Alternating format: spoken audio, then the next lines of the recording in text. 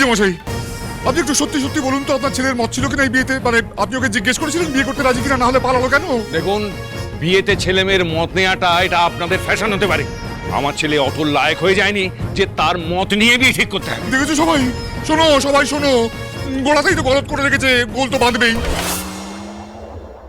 ভাইয়া ভাইয়া একই কাণ্ড করলে, বিয়ের মণ্ডপ থেকে কেউ পালায়? বিয়েটা না হলে মেয়েটাতে সর্বনাশ হয়ে যাবে গো। ওগো, বড় মামা কি বলছে গো? বল নাকি? পালিয়েছে, পালিয়েছে। জামাই ইজ গন। ও ডেকোয়েট, ডেকোয়েট। যাত্রা পালা হোক আর ওই বিয়ের মণ্ডপ, ওই ভাগ্নেটা তীরে এসে সব সময় তুলে ডোবাবে। হ্যাঁ গো, তুমি তো পুলিশে চাকরি করো, দেখো না একবার। আরে বাবা, এত বড় একটা বিয়ে বাড়িতে আমি ভাগ্নেকে কোথায় খুঁজবো? এতে একেবারে ওই খড়ের গাদায় ছুঁচ সোজা হবে। একবার যখন পালিয়েছে তখন তাকে খুঁজে পাওয়া সম্ভব বলে মনে হয় না। ওগো, এখন কি হবে? আমার মেয়েটা কি পেয়েছে? এই জন্যই বলেছিলাম এমন ডেকোয়েট বরের সাথে আমি আমার কমলা ভাইয়ের বিয়ে দেবো না। তখন তো দেই দেই করে নেচেছিলে, এখন সামলাও ঠেলা। জামাই, হ্যালো বাবু, গেল।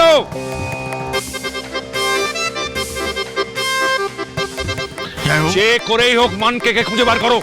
এখন রাত ছেলেটা বেশি দূরে পালাতে পারবে না। গরু খোঁজার মতো করে খোঁজো। একবার হাতের মুঠোয় পাই, জুলপি ধরে টেনে সাদ্য তলায় বসাবো। আপনি চিন্তা করবেন, আমরা দেখছি। কত ভাগা আহম্মক। গুরুদেব, গুরুদেব, বর তো পালিয়েছে, এবার আপনি কিছু একটা করুন, আরে আমার কুকুরের লগ্ন প্রশ্ন হবে। শান্ত হও ভানুপ্রতাপ, শান্ত হও, আমি দেখছি। একবার হাতের মুঠোর মধ্যে পাই, তারপর ওর ব্যবস্থা আমি করছি। এখন আর ব্যবস্থা করে কি হবে? হ্যাঁ, ছোটবেলা থেকে তো লাগাম ধরে রাখতে পারেননি। আপনি ছেলে মানুষ করতে পারেননি বেআই মশাই। মাই রং। আপনি বেআই হবেন কিনা সেটাই তো এখন ডাউট। কি বলেন আপনি? আমি ছেলে মানুষ করতে পারিনি? আলবাত পারেননি। বিয়ের পিড়ি থেকে পালায়, ডাকাতি করে খায়, মানুষ হয়নি, হয়েছে দানব। ওর তো আমার পাল্লায় ছেলে মানুষ করা কাকে বলে আমি দেখিয়ে দিতাম। মানুষ করার নমুনা তো দেখতেই পাচ্ছি। হ্যাঁ, একটা দুধের শিশুকে ধরে রাখতে পারলো না, বগলের ফাঁক গলে পালিয়ে গেল। মানুষ করেছেন, খালি গায়ে গতরে বড় হয়েছে। যে হ্যাঁ, হাঁ করে বেহার মতো নিজের অপমান শুনছো? যাও, ওনার দুধের শিশুকে গিয়ে খোঁজ করো, যাও। যাই বাবা। চি চি চি, এমন কাজ কেউ করে? এখন মেয়েটার কি হবে বলো দেখি? মানিক তো নিজের বাপের কথাও ভাবলেনে, মুকুজ্জে মশাই নাক কাটা গেল। ছি ছি ছি ছি ছি। গুরুদেব, আপনার বিধের মেরি তো মেয়ে ঠিক হয়েছিল, এবার আপনি কিছু একটা করুন, নাহলে আমার মেয়েটা মেয়ের দিন লগ্ন বসতে হবে। দাদা, দাদা, পেলে সেই হতভাগাকে পেলে। দাদা, চারপাশটা খুঁজে দেখলাম, বরের বেশি কাউকে পালাতে দেখেনি, কেউ দেখেনি। নদীর ঘাট, পাকা রাস্তা, কোথাও মানকে নেই। ওহ, মানকে মানকে। গুরুদেব, গুরুদেব, এবার কি হবে গুরুদেব? কোথায় খুঁজে পাবো তাকে? যেখানে দেখিবে ছাই, উড়াইয়া দেখো তাই। পাইলেও পাইতে পারো অমূল্য মানিক। এই কথার মানে কি গুরুদেব? মানে আর কিছু নয়, মানে হচ্ছে ওই নদী, রাস্তাঘাট খুঁজে কোনো লাভ নেই। ওই ছেলে এই বাড়িতেই রয়েছে। ভালো করে খুঁজে দেখো, এই বাড়িতেই তাকে পাবে।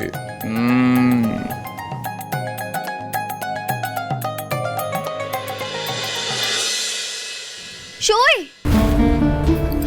সই পাওয়া গেছে তাকে? না রে সই, বাড়ির সবাই তাকে খোঁজাখুঁজি করছে। কিন্তু গুরুদেব কি বলেছেন জানিস? কি বলেছেন? ওই ছেলে নাকি বাড়ির ভেতরেই কোথাও লুকিয়ে আছে। থাক লুকিয়ে, সে যখন বিয়ে করতে চায় না, আমিও আর তার কথা ভাববো না। মেয়ের অভিমান হয়েছে, মন খারাপ করিস না সই, দাঁড়া না, ওই ছেলেকে একবার খুঁজে পাই, দেখ আজকের তোর আঁচলের সঙ্গে বেঁধে রাখ। গুরুদেব যখন বলেছেন ওই ছেলে নিশ্চয়ই বাড়ির ভেতরে কোথাও আছে, কোথায় আর যাবে? বাড়ির ভেতর সে কোথায় লুকিয়ে থাকতে পারে আমি সেটা জানি মনে হয়। কোথায়? অমন পেটুক বামুন হেসেল আর ভাড়ার খরচাটা কোথায় বা যাবে? আমার ওখানে অত বড় বিপদ আর তোরা এখানে গোগ্রেসে গেছিস? কি করব মহারাজ, আপনার বাবাই তো আমাদের এখানে বন্দি করে দিয়ে গেছে, তাই এখানে বসেই আমরা শোক পালন করছি। শোক পালন করছিলি? শোক পালন করছিলি না শান্ত ভোজন করছিলি তা তো বেশ দেখতে পাচ্ছি। কি করতাম মহারাজ, আমাদের যে পালাবার পথ নাই। মহারাজ আপনি কি আমাদের মুক্ত করতে এসেছেন? হ্যাঁ, এরকম লক লকে নোলাওয়ালা সেনাপতি থাকলে মহারাজকে তো উদ্ধার করতে আসতেই হবে। ও তাহলে দাদা বাবু এখানে গা ডাকা দিয়েছেন?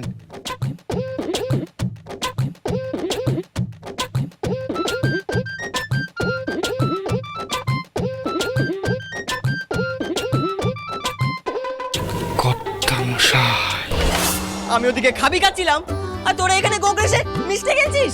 কাকা বাবুই তো আমাদের কাছ থেকে আপনাকে আলাদা করার জন্য। চুপ করো সেনাপতি, দোষ করে মহারাজের মুখে মুখে আবার তুমি কথা কইছো। মহারাজ আপনি বলুন আমাদের কি করতে হবে, বলুন। বহু কষ্ট ওখান থেকে পালিয়ে এসেছি, এবার এখান থেকে মহারাজের প্রস্থানের ভার তোমাদের। যথা আজ্ঞা মহারাজ। তুই ঠিক দেখেছিস যে হতভাগাটা ওই ভাড়ারেই আছে? আগে কর্তা মশাই, আমি নিজে চোখে দেখেছি দাদা বাবু সাকরেত গুলোর সাথে কি সব ফোন দিয়ে আসছিল। হ্যাঁ করাচ্ছি ফোন দিয়ে আমি। এই তো, এই কোথায় সে?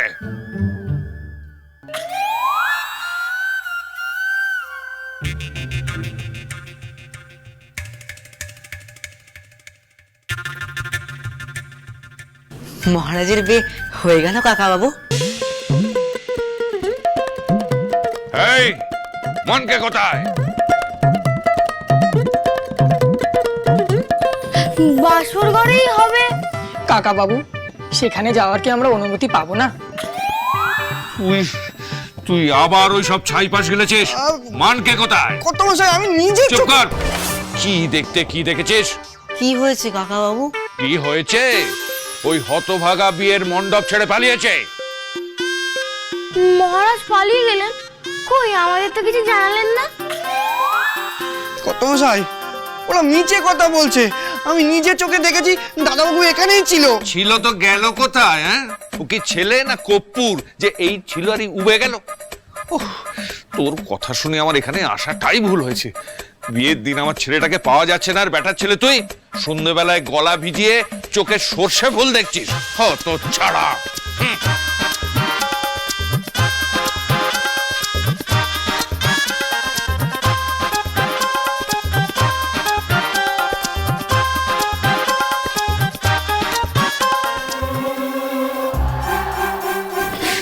মহারাজ আছেন?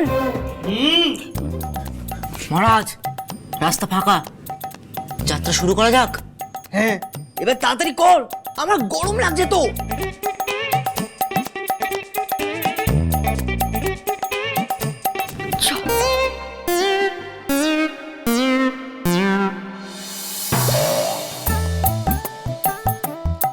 মহারাজ রাস্তা ফাঁকা, আপনি আসুন।